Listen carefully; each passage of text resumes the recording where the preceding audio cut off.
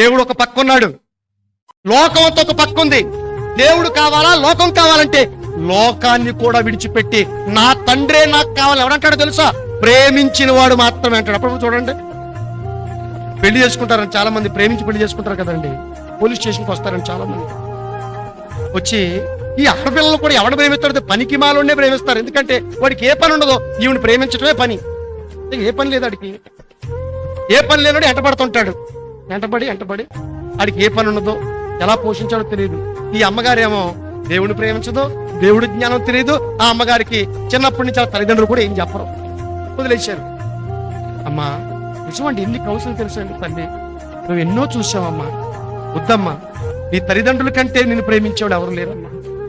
నీ జీవితం పాడైపోద్దమ్మా. నువ్వు మళ్ళా సంవత్సరం తిరగకుండా మళ్ళీ ఇక్కడికే వస్తావమ్మా. వద్దు నీకు నమస్కారం తల్లి అన్నావు అనుకోండి, ఎంతదండి? నాకు నా అమ్మ వద్దు, నాన్న వద్దు, నాకు అన్న వద్దు, తమ్ముడు వద్దు, నాకు ఆస్తిలో చిల్లి గవ వద్దు. మరి ఎవరు కావాలి? ఈ మొద్దే నాకు కావాలి, ఈ మొద్దే. చావు, నీ చావు, నువ్వు చావు, ఏం చేస్తావు? అంటే లోకపరమైన ఈ అన్యాయ ప్రేమలో చూడండి ఎంత తెగింపు.